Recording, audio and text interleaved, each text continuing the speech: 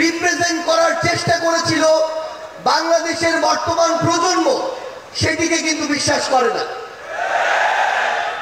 বর্তমান প্রজন্ম ততটুকু বিবেকবোধ সম্পন্ন বলে এই ফ্যাসিস্ট খুনিকে এই দেশ থেকে বিতাড়িত করেছে এবং তার দেয়া প্রেসক্রিপশন আগামী প্রজন্ম হজম করে না বলেই তাকে এই দেশ ছাড়া করা হয়েছে।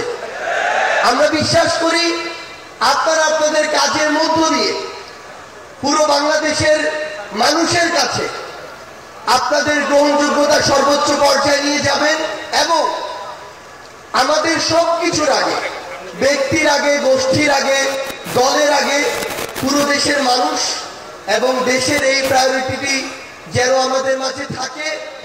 আমরা বিশ্বাস করি 24-এর অভ্যুত্থানে আমরা একসাথে হাতে হাত রেখে কাঁধে কাঁধ মিলিয়ে এমনকি পরিকল্পনার টেবিলে একসাথে বসে যেভাবে আমাদের কাজগুলো করেছি, আগামীর বাংলাদেশ গঠনে দেশের স্বার্থকে সবার আগে রেখে আমরা একইভাবে ঐক্যবদ্ধভাবে কাজ করে যাব।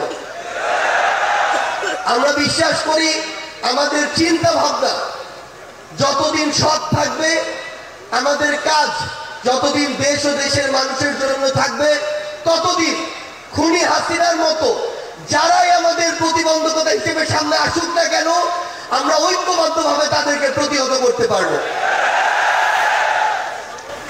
আজকে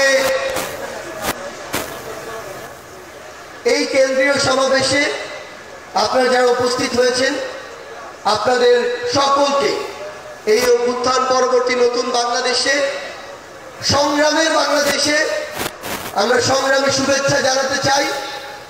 আপনাদের সাথে আমাদের আবারও দেখা হবে যতক্ষণ আমাদের পথ সত্যের, যতক্ষণ আমাদের চিন্তা ভাবনা মানসিকতা ন্যায়ের, ততক্ষণ আপনাদের সাথে আমাদের আবারও দেখা হবে হয় সংগ্রামের রাজপথে অথবা বিজয়। ধন্যবাদ সবাইকে।